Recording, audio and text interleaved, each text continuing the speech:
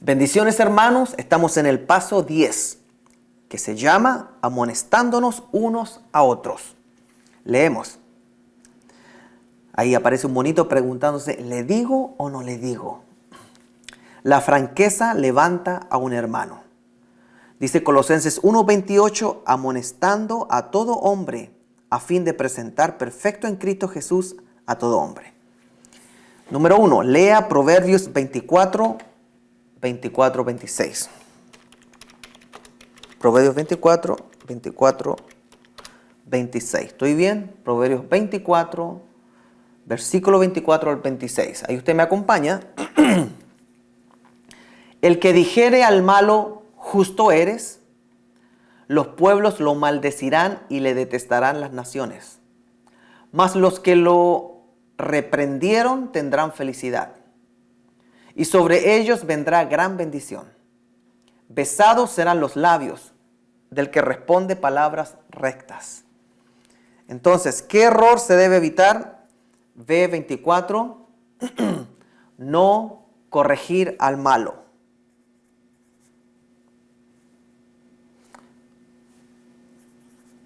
Yo no sé si corregir, confrontar o mejor adular, porque le está diciendo al malo que es justo.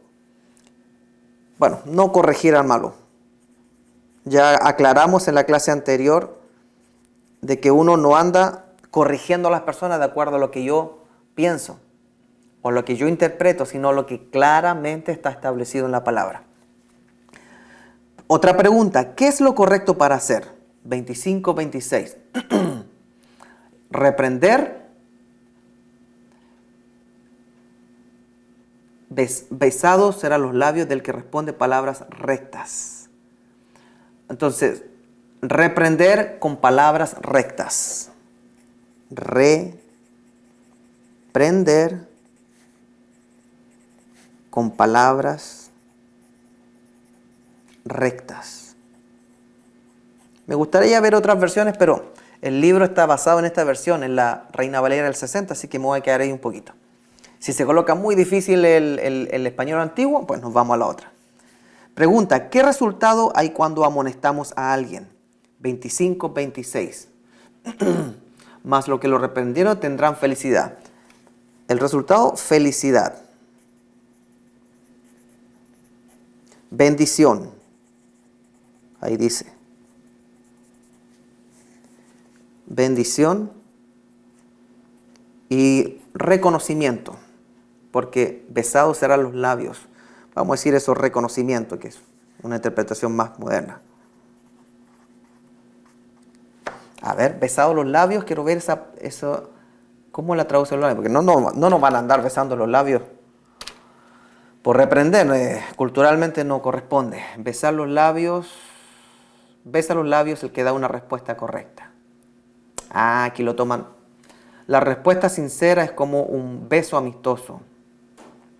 El que da una respuesta honesta es como si diera un beso. Mire qué lindo. El que da una respuesta sincera es como un beso. Besados serán los labios del que responde palabras rectas. Una respuesta sincera es tan dulce como un beso. Ahí está utilizando una comparación. Ok, pero yo creo que eso le hace justicia al reconocimiento. Número 2, hay que desechar y aquí tenemos que ir a Efesios 4:25. Efesios 4:25. Por eso cada uno de ustedes debe desechar la mentira y hablar la verdad con su prójimo. Entonces, hay que desechar la mentira y hablar la verdad. Hay que hablar la verdad cuando exhortamos. Esto requiere valentía, porque la gente no está siempre dispuesta a escuchar la verdad. Amonestar es un riesgo, pero lo hacemos para el bien del otro. Amén. Número 3, a fin de cuentas es más apreciado el que, pues tenemos que ir a Proverbios 28:23.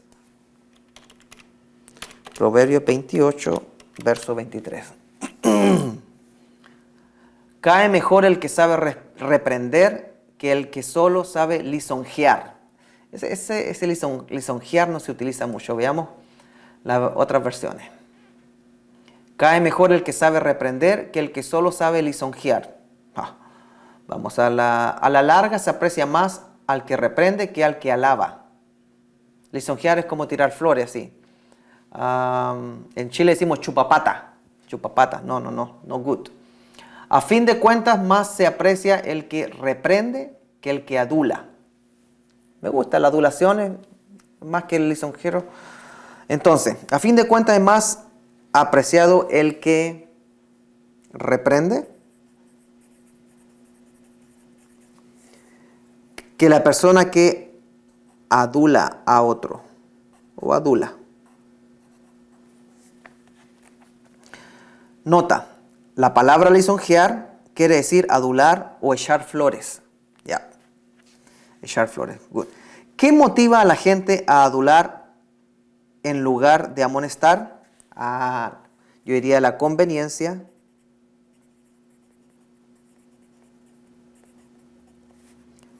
o pérdida. Pueden haber otras razones. Yo puedo perder algo si es que digo la verdad. Prefiero callarme, seguir la onda. En el pueblo de Dios hay que tener mucho cuidado con eso. Les repito, no se trata de andar uno a otro retándose y haciendo el trabajo que muchas veces eso le corresponde a los líderes. Yo diría que la mayoría de las veces la exhortación las hacen los líderes de la iglesia. 4. Al ser confrontado con nuestros pecados, ¿cómo debemos responder? De acuerdo a Proverbios 28, 13. 28, 13. ¿Cómo debemos responder? El que encubre sus pecados no prosperará. El que los confiesa y se aparta, alcanza misericordia. Entonces, está basado en la clásica. La Reina Valera del 60, para que coincidan los espacios aquí. El que cubre sus pecados, encubre, no prosperará, más el que los confiese y se aparta, alcanzará misericordia. Entonces, al ser confrontado con nuestros pecados, ¿cómo debemos responder? Confesar y apartarse. O sea, reconocer. No confesar, reconocer. Vamos a hablar. Reconocer y apartarse. Encubrir nuestros errores es la mejor manera de garantizar nuestro fracaso. Honestidad garantiza el perdón que buscamos y necesitamos. Amén. Número 5. Colosenses 1:28. Colosenses 1:28. a quien anunciamos amonestando a todo hombre y enseñando a todo hombre en toda sabiduría, a fin de presentar perfecto en Cristo Jesús a todo hombre. El propósito de amonestar es presentar perfecto a Cristo Jesús a todo hombre. Pero eso es demasiado para escribirlo aquí. Veamos si la otra versión lo resume más cortito. Presentar perfecta en Cristo, a fin de presentar perfecta en Cristo Jesús a toda la humanidad. El propósito de amonestar es perfeccionar en Cristo a los demás. Perfeccionar en Cristo. Porque mientras nos estemos perfeccionando en Cristo, nos presentaremos a Él con más semejanza de Él. Dice, esta meta tan noble nos debe motivar a seguir luchando, confiando en el poder de Dios. Verso 29 decía, pues no lo leímos. Con este fin, trabajo y lucho con todas mis fuerzas y con el poder que actúa en mí. O sea, esa es la motivación que la iglesia debe tener cuando enfrenta alguna actitud negativa. Es moldear a la imagen de Cristo, no a la imagen cultural de uno, de mi país, de mi forma de ver, no, de mi denominación, sino Cristo, siempre. ¿Cómo amonestar? Número 6. Para instruir a otros hay que estar lleno de Romanos 15:14. Romanos 15:14. Estoy seguro, hermanos míos, de que ustedes mismos están llenos de bondad y de todo conocimiento, de tal manera que pueden amonestarse unos a otros. Dos ingredientes necesarios para amonestar: llenos de bondad y de todo conocimiento. Para entender otro, hay que estar lleno de bondad y conocimiento.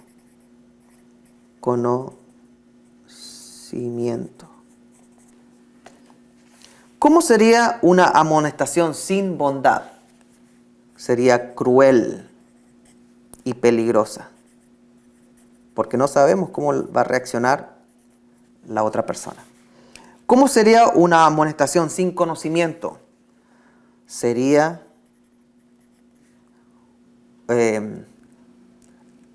negligente. O sea, hacemos algo y no sabemos si lo vamos a hacer bien o mal. Por ejemplo, un doctor no puede ponerse a operar si no sabe operar. Un especialista, si no ha tomado esa especialidad, no puede operar. Un cristiano que quiere arreglar un área de una persona, si no tiene conocimiento de esa área bíblica, si no tiene el tacto que da el Espíritu Santo de bondad y de conocimiento, mejor que no lo haga, porque sería negligencia. Y peligroso también, sería negligente y peligroso. Amonestar sin conocimiento. Peligroso. Sin conocimiento podemos hacer más daño que bien. Se necesitan conocimiento bíblico y conocimiento de la situación del hermano para que la amonestación sea acertada. Número 7. Santiago 1:19. No me lo reconoció.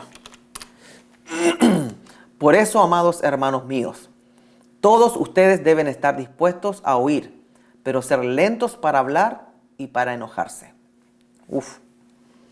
Santiago 1:19 dice que debemos ser listos para oír y lentos para hablar y enojarse. Hablar y enojarse. ¿Cuántas veces escuchamos a medias y más bien interrumpimos para dar una exhortación, sin saber realmente cuál es la situación? No debemos sorprendernos cuando la persona resiste la amonestación, porque siente que no lo estamos escuchando o que estamos mal informados. Vamos a 1 Corintios 4:14. 1 Corintios 4:14. Usted lo busca ya es todo un experto, una experta a esta altura, ¿no? No escribo esto para avergonzarlos, sino para amonestarlos como a mis hijos amados. En 1 Corintios 4:14, Pablo escribió a los corintios no para avergonzarlos,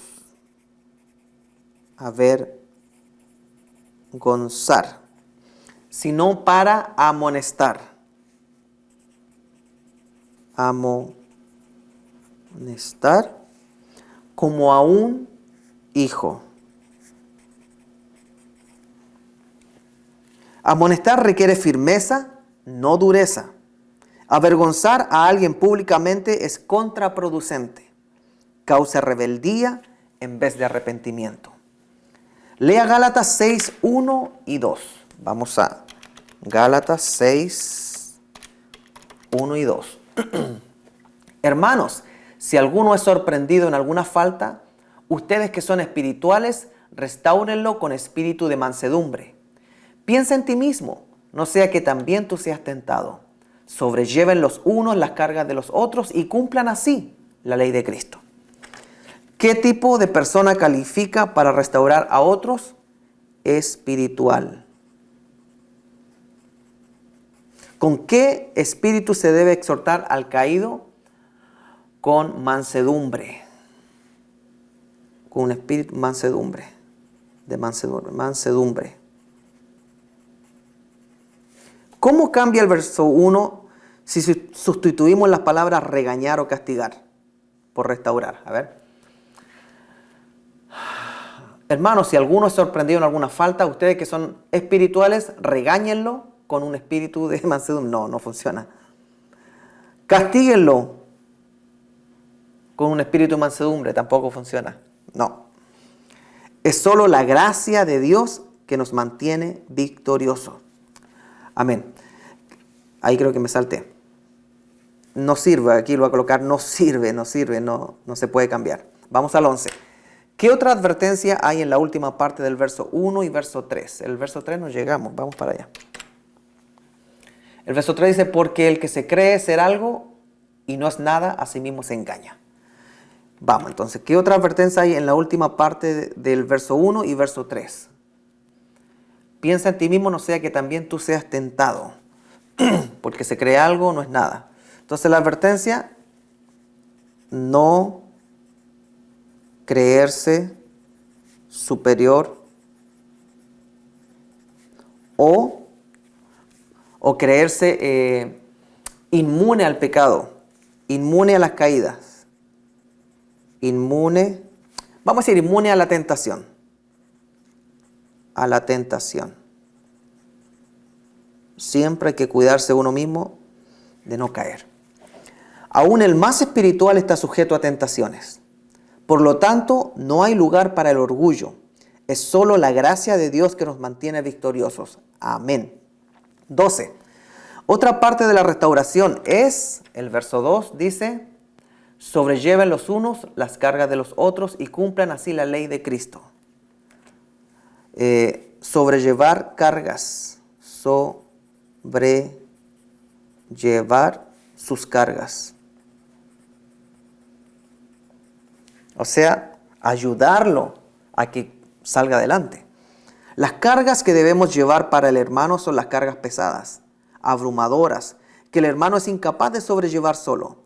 No se refieren a las cargas normales de cada día, las cuales él sí tiene que llevar. Eso aparece en el verso 5. ¿Por qué? El verso 5, veamos.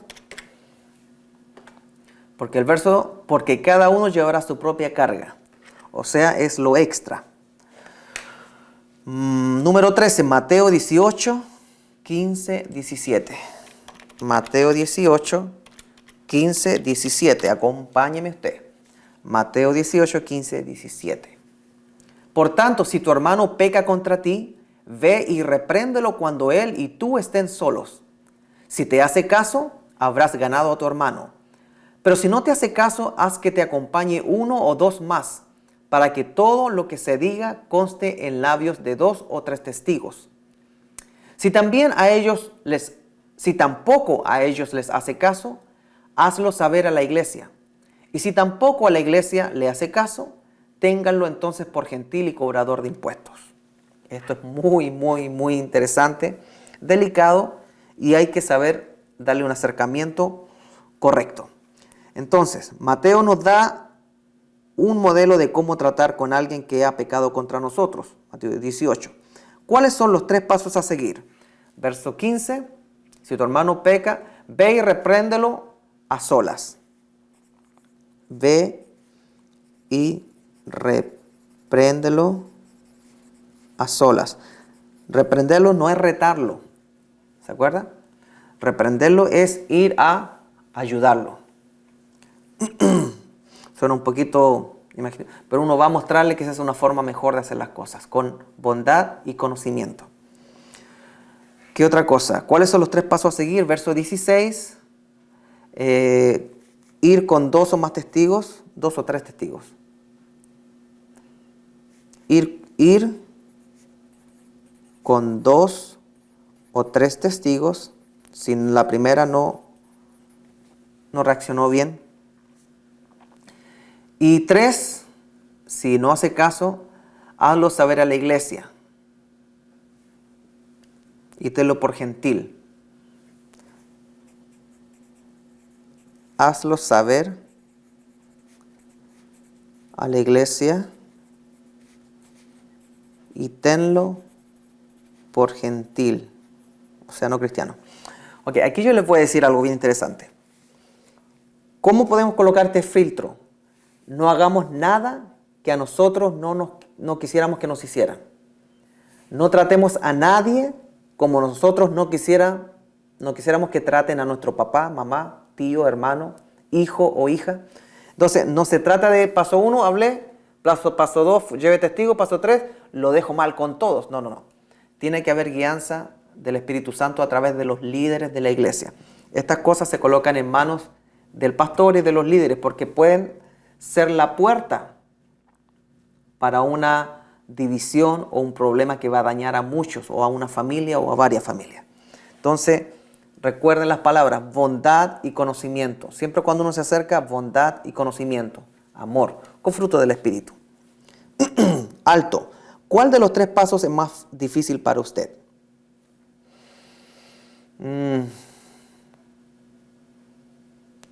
Yo creo que lo más difícil es el tercero, porque nadie quiere dejar mal a un hermano frente a la iglesia, ni menos tenerlo por gentil.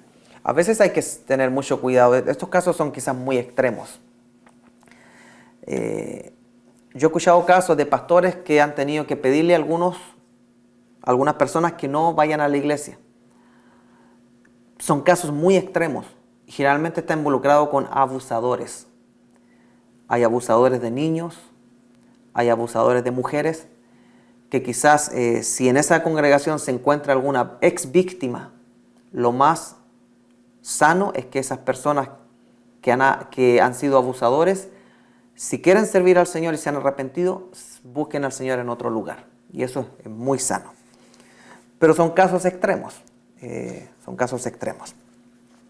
Nunca es bueno juntar al abusado con el abusador cuando se tratan de temas de índole legal. Y cuando se trata de temas de índole legal, entonces estamos hablando de palabras mayores ya, donde uno tiene que actuar siempre con claridad, con firmeza. Amén. ¿Considera usted que usa este método al tratar con los que le ofenden? Siempre, muchas veces, pocas veces, nunca. Yo voy a colocar algo personal ahí. Usted coloca lo suyo. 14. ¿Por qué es importante hablar primero a solas con la persona? Para no crear chisme innecesario. Chisme innecesario. Todos necesitamos una oportunidad para aclarar algo. Es común dejar de lado el primer paso y pasar directamente al chisme. 15. ¿Cuál es la función de los testigos en el paso número 2? Haz que te acompañe 1 o 2 más para que todo lo que se diga conste en labios de 2 o 3 testigos. ¿Cuál es la función de los testigos? Escuchar lo que se dice. Lo que se dice. 16. ¿Qué consecuencias hay si la persona no oye a la iglesia? Bueno, el pastor ahí toma carta en el asunto. Puede ser necesario un apartamiento. A veces la restauración, o en otras iglesias llamada disciplina, puede cumplir esa función también. Tenerlo como gentil y publicano no quiere decir rechazarle como persona o ser cruel, sino tratarle como si fuera un inconverso. O sea, tenerle más paciencia, prácticamente. Repaso, verdadero o falso. Los regaños motivan a las personas a mantenerse firmes en Cristo. Aquí no. Falso. Nunca debemos reprender a nadie, solo aceptarle. Falso. La amonestación debe ser basada en la bondad. Verdadero. Avergonzando a la persona caída le motiva a dejar el pecado. Falso. Muchos exhortan sin tener toda la información necesaria. Verdadero. Si le hablamos con ternura, no se va a tomar en cuenta la seriedad de su pecado. Falso. Mientras diga la verdad con ternura, se enfrenta al problema. El primer paso de la exhortación es una denuncia ante la iglesia. Falso. Siempre evitemos el chisme. La iglesia como conjunto la componen personas maduras e inmaduras, niños espirituales. Entonces hay que tener mucho cuidado con eso. Antes de amonestar a otro, debo examinarme a mí mismo. Verdadero. Verdadero. Para meditar, ¿cómo puedo amonestar sin juzgar.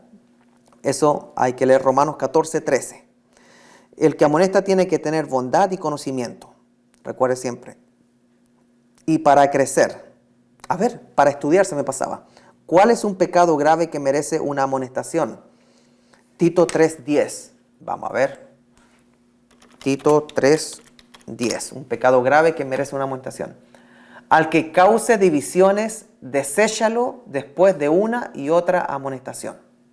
O sea, la división se debe atacar siempre, confrontar. Porque no puede una casa sobrevivir si es que está dividida. Y Jesucristo no llamó a división, llamó a unidad. La última oración que hizo con sus discípulos antes de subir a la cruz, oró por la unidad de la iglesia. Le pidió al Padre que los uniera. Pregunta, ¿qué tan grave es el pecado de causar divisiones? Ver 10:11. 10:11, a ver, ¿será ese? ¿Qué pasó aquí? Tito 3, 10 y 11. ¿Se me fue el internet? Parece. No. Pues sabrás que tal persona se ha pervertido y peca a su propio juicio, lo condena. Peca y su propio juicio lo condena. Entonces, ¿qué tan grave es el pecado de causar división? Es un pecado de condena. Se ha pervertido y se le considera como pecado para condenación, a juicio. Pregunta, ¿cuáles son algunas maneras de causar divisiones? Mire, siempre que se hable algo que no está en armonía con la iglesia, con las enseñanzas de la Biblia, con lo que se enseña como visión de la iglesia, vamos a declarar que la iglesia está con un líder y con líderes que están yendo en la visión que el Señor quiere. Si no va a estar unido a eso y va a estar hablando en contra, ya es un problemazo. Si va a estar hablando cosas contra los hermanos o sacando a la luz las debilidades de los demás solo porque usted se siente mejor, eso es un pecado de juicio. Porque va a causar mucho daño. Exponencialmente puede dividir una iglesia. Yo he escuchado tantas veces y es lo más normal de divisiones.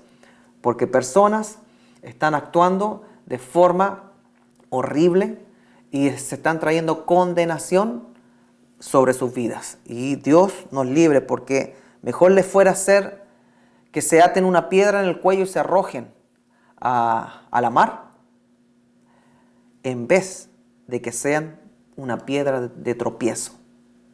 Mejor arrojarse. O sea, es bien categórica la palabra, no seas piedra de tropiezo para tu hermano. E incluso si tienes que dejar, Pablo dejaba de hacer cosas que le eran permitidas para no ser piedra de tropiezo. Si tengo que dejar de comer algo por mi hermano para no ser piedra de tropiezo, lo hago. De vestir algo, lo hago. Cuando uno tiene la mentalidad de Cristo, piensa en los demás. Lo vimos en la clase anterior también. ¿Ve que todo está conectado? Perfecto, versículo para memorizar. Gálatas 6:1. Hermanos, si alguno fuera sorprendido en alguna falta, vosotros que sois espirituales, restauradle con espíritu de mansedumbre, considerándote a ti mismo, no sea que tú también seas tentado. Esa es la versión que me gusta a mí. Amén. Terminamos el paso 10 y nos vemos en el último paso 11, que es saludándonos unos a otros y hospedándonos unos a otros. Dios me los bendiga.